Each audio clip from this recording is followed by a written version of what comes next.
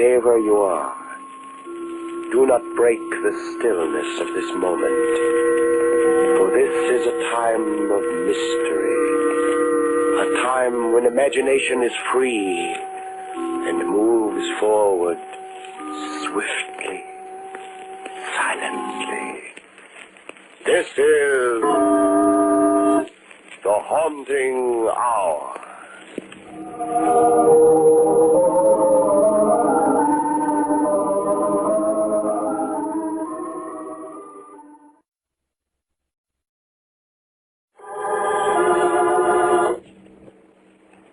The thought.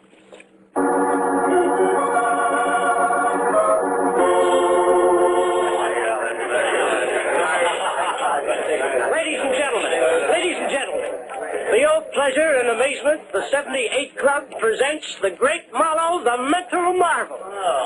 Gifted with a seventh sense, the great Marlowe reads your mind, tells your every thought. Now, let me warn you, if you have a secret you don't want him to know, just don't think about it. Presenting the great Marlowe. Thank you. Thank you. Frankly, I can't explain the performance you're about to witness. Science, without explaining it, calls it telepathy. Thought transfer. I call it hokum. The gentleman says it's hokum. Maybe. We'll see. Now, everybody in this room, concentrate. Think of a thing or a person. Concentrate. Think hard. Ah, I have a thought. Someone is thinking of the initials SG. Will the person thinking of SG please rise? I've been thinking of SG. Oh, thank you. Young lady, you are concentrating on the name of Stanley Green. Is that right? Well, yes. Stanley is in the Army, I believe. Correct. Yes, he's a sergeant. And you want me to tell you Stanley's serial number? It's 34000767. Is that correct? Yes. Thank you. Thank you. I have another thought. Someone is thinking. Someone is thinking. Ladies and gentlemen, please bear with me a moment. I'll have to stop this performance. Believe me, it's important. I'll be back very shortly. I told you it was hokum. What happened, Professor? Forget your code? Hey, what's the idea of stopping the act that way? Where's your telephone directory, Moreno? What are you trying to do, ruin my club's reputation? Shut up, Moreno. Where's your... Oh, here. Now, listen, Marlowe, I'm paying you $2,000 a week. Glenwood. I expect to get my money's worth. Listen, will you please leave just as soon as I'm through with this call? I'll finish the act. All right, but make it snappy. And close the door.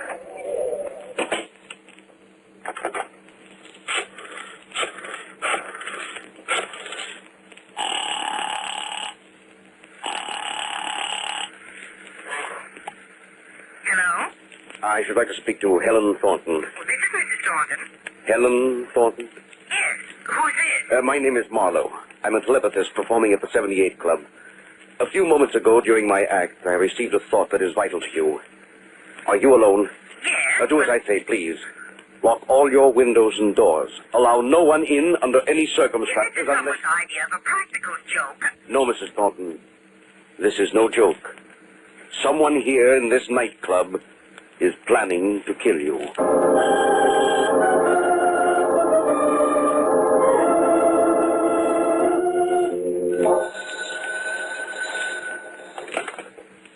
Hello? This is Mildred, Helen. I just got in. Oh, I've been trying to get you for hours. I know it's very late, but could you come over? Helen, what's the matter? Oh, Mildred, I'm so frightened. I'm alone here. Where's Jack? Well, he's out of town, and it's Marie's night off. Mildred, I don't know what to do. What's wrong? You sound Mildred, like... will you come over right away, please? You can spend the night. Oh. Helen, what happened? What's wrong with you? Oh, Jack. Helen, are you all right? Look, I'll be right over. No, Mildred, it's all right now. Jack's come home. What was the matter? I'll speak to you tomorrow. All right. Good night.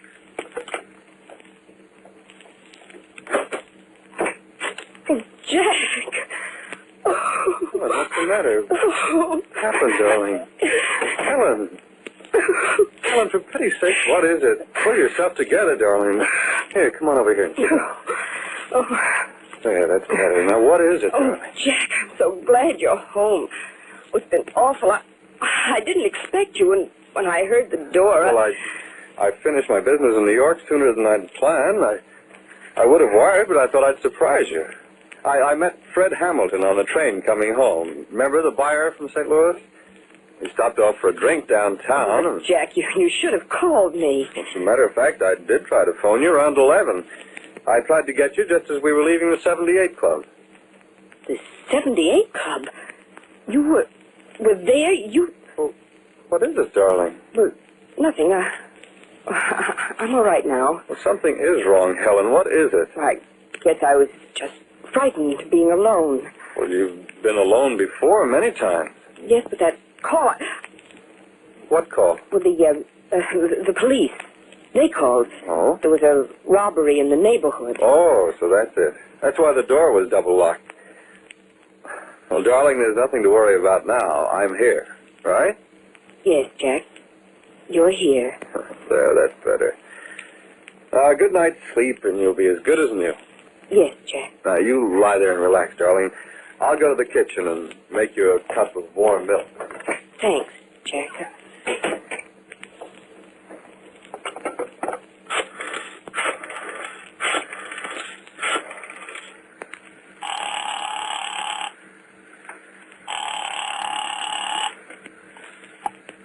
Hello? Paul, it's Helen. Didn't you get my message? I called twice. Yes, but I just got in. I thought you'd be asleep by now. Paul, you must help me. Please, Paul, there isn't much time. Helen, what's the trouble? He's going to kill me. What are you... Jack's going to kill me, Paul. He came tonight. Helen, what are you talking about? Paul, you must believe me. Now listen, Helen. You've probably had a bad dream. Is Jack there? Yes, please. You must believe me. I know what he's going to do. Well, we'll straighten this thing out. Let me speak to Jack.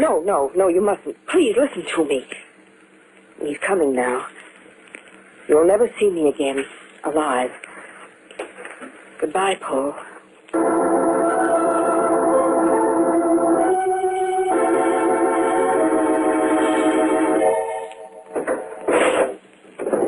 Don't bother folding up the dresses, Marie. Just throw them in. Mrs. Thornton, isn't this kind of sudden you're going away? Don't ask questions, Marie. Hurry, please. Here, help me close this suitcase. You finish packing the other suitcase. I'm going down to get the car out of the garage. Good morning, Helen. Jack. You look so surprised to see me. Well, Marie said you'd gone. I didn't expect... Well, I decided to come back. See, I caught you in time. I was just going over to Mildred. So early in the morning? We have an appointment for golf. Nothing in those clothes? Well... All right, darling, all right. Helen, I'll tell you why I came back this morning. Frankly, I'm worried about you. Something's on your mind. I know it. Won't you tell me what it is? I'm all right. Okay, Helen. Now listen to me. I had some very important business to settle in the office with Paul this morning, but you come first. You saw Paul this morning? No, I changed my mind on the way down and came back. Helen, you need a rest. You and I are going away. No, Jack, yes? no. Now, there's no use arguing. I've already made a reservation for the weekend. Where are you taking me, Jack? Remember that cabin we stayed at 3 years ago? Oh. It'll be wonderful. Just the two of us, all alone. We'll drive out there tomorrow. Now, there's no need to fuss either. Just a few old duds and my rifle. Your rifle? Yes, darling, my gun. The hunting season is on. The shooting at Lone Acres should be very good this year.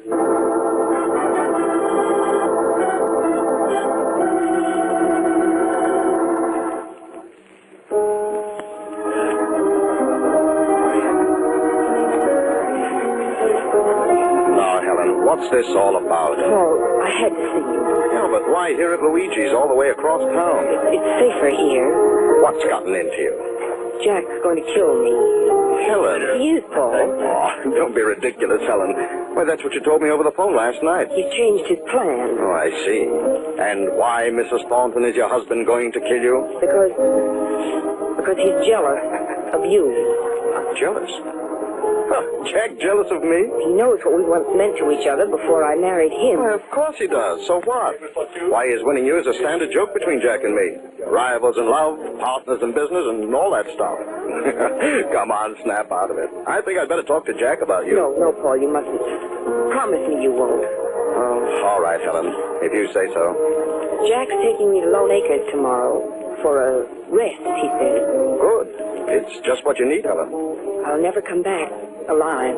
Now, Helen, get hold of yourself. Everything's all right. Your imagination's overworked, that's all. You should go to Lone Acres for a rest. It'll do you a world of good. All right, Paul, I'll go. But I'm so frightened. So frightened. Paul, we'll be alone and he'll have his gun.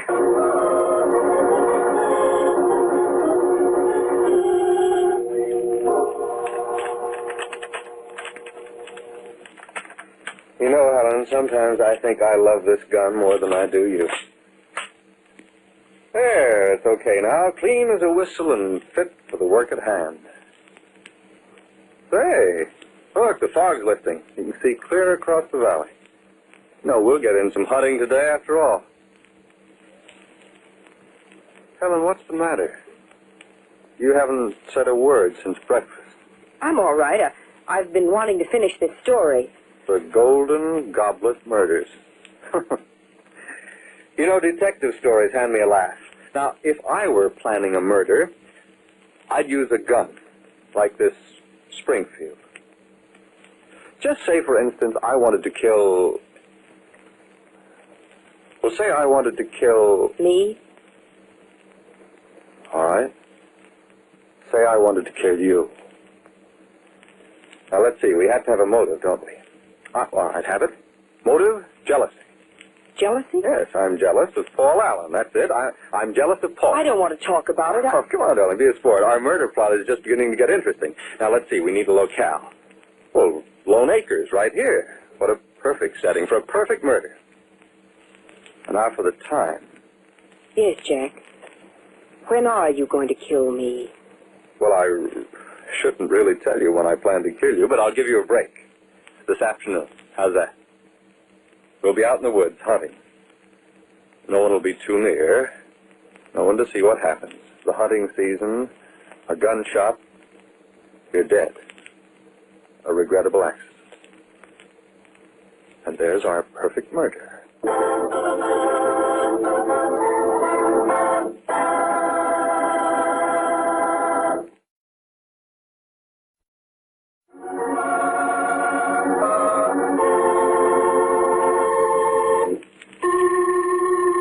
Helen Thornton has discovered that someone wishes to murder her. A mental telepathist performing at a nightclub read the thought from among the guests. Later, Helen was shocked to learn that one of the guests present in the nightclub was her husband, Jack. She fears that he might want to kill her because of his jealousy of Paul, a former suitor. Her anxiety is heightened when her husband suggests that they go away for a weekend to Lone Acres, an isolated hunting lodge. Once there, Jack tells her it's a perfect setting for a possible perfect crime. Her murder. A hunting accident in the woods.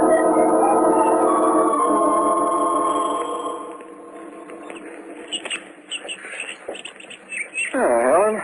Here, up this way. Follow this path around the bend here. Jack? Yeah? Would you mind if I went back to the cabin? Well, there's a clearing up here, darling. We'll stop for a rest. Helen? Yes? I'm going to circle this hill. You wait right there for me, will you? Jack, please don't leave me here alone.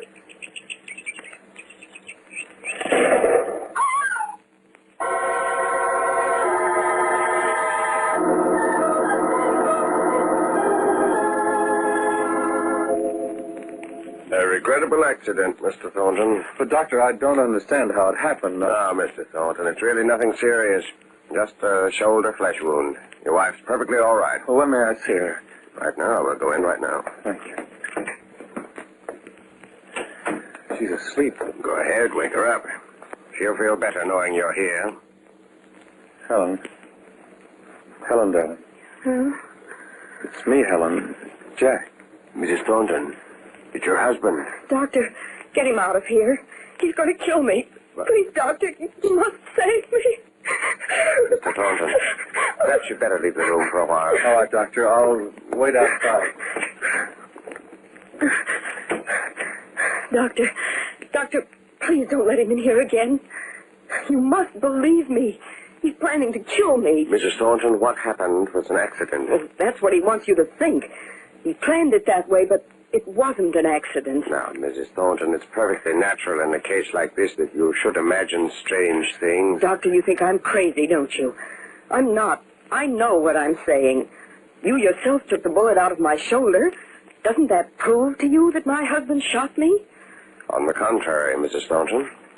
At the scene of the accident, they found your husband with a .32 caliber rifle in his hands.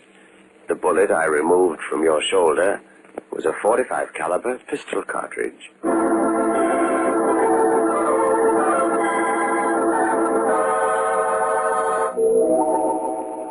Marie? Marie? Yes, Mrs. Thornton, I'll be right up.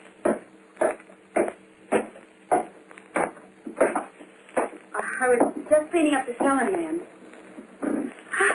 Oh, Mrs. Thornton, you have the sling off. Yes, Marie. The doctor says the shoulder's okay now. Pretty soon I'll be playing golf again. Oh, that's fine, ma'am. I'm so glad. Thanks, Marie. Were there any calls for me while I was out? Oh, Mr. Thornton called to tell you not to wait up for him. He'll be home very late. And, Mr. Allen called too, Mrs. Thornton. Did he say what he wanted? No, ma'am. Said he'd try to get you later on. Or, Mrs. Thornton, I was thinking... Do you suppose Mr. Thornton wants to keep this box of bullets downstairs on the open shelf? I was thinking it might be dangerous, ma'am. Bullets? Yes, ma'am. This box here. Let me see that box, Marie. 45 caliber cartridges. 45 caliber cartridges.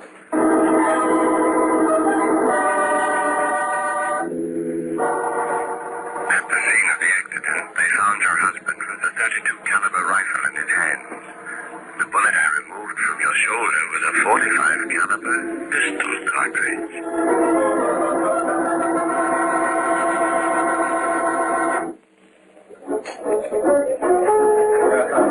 Good evening. Have you a reservation, madame? No, I've come to see the great Marlowe. Yes, madame. Then perhaps table on the side. This way, please. No, I mean I've come to see him on a personal matter. He's expecting me. Oh, I see, madame. Albert, show this lady to the great Marlowe's dressing room.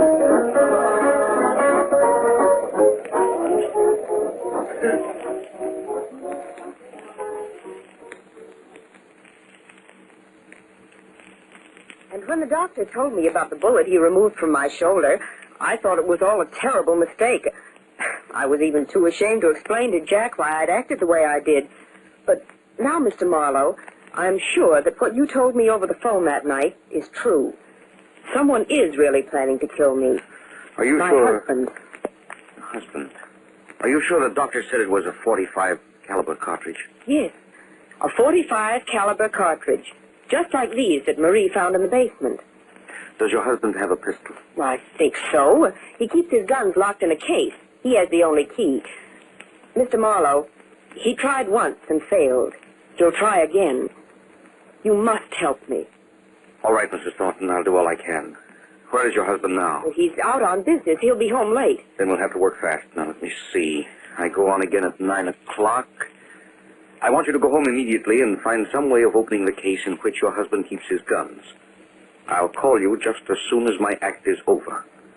Mrs. Thornton, if you can find a .45 caliber pistol in that case, I think we can put an end to this affair.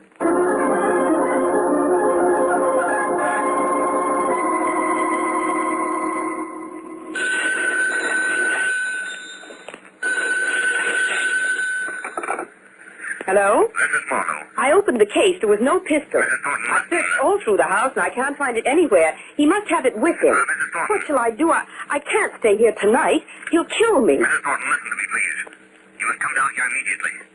A few minutes ago, during my act, I received the murder thought again. Mr. Thornton is in this nightclub. My husband is there now? Yes, meet me in my dressing room. Be sure to come in through the back entrance, and hurry. All right, Mr. Marlowe. And where am I supposed to be right now? Jack. Oh, but, Jack, he said you were standing there all the time. You heard everything. Enough. It's not you. Well, then who is it at the 78 Club? Me? 78 Club? Helen, are you going to tell me what this is all about? Not you. Oh, yes, darling. I'm going to tell you everything, everything. I should have told you before. I wanted to, only... Oh, Jack, I need you so much.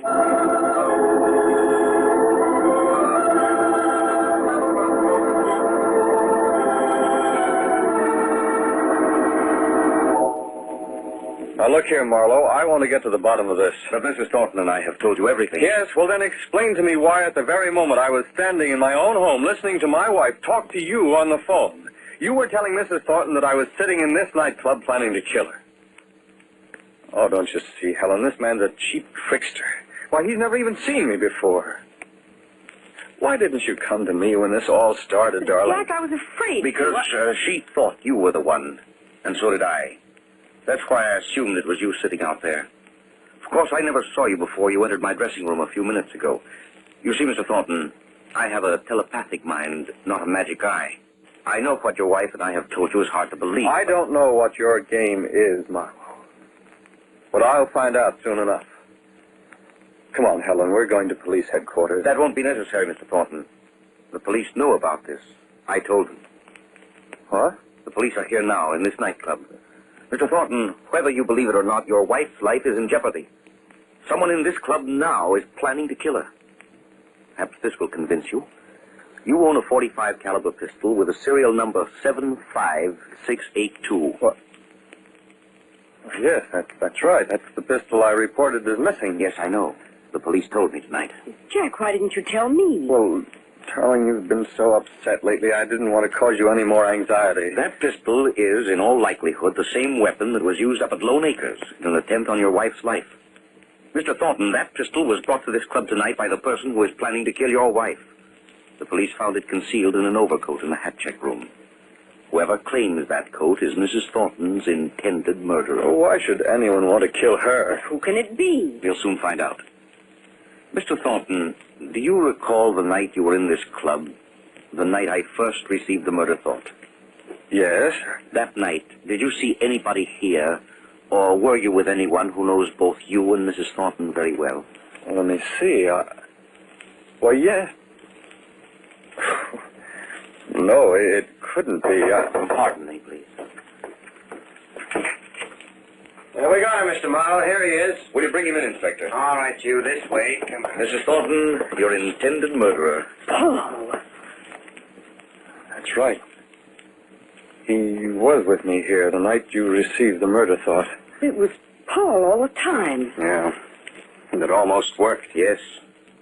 And all the clues pointed to you, Mr. Thornton. But why? We were so friendly, the three of us. Friendly? More than that, Mrs. Thornton. Paul Allen was hopelessly in love with you. Mr. Marlowe, you're on. All right, I'm coming. Let's go, Alan.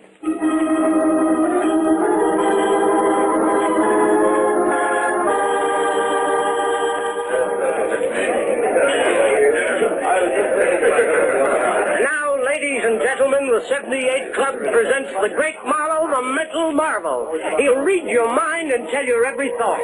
But let me warn you, if you have a secret you don't want him to know, just don't think about it.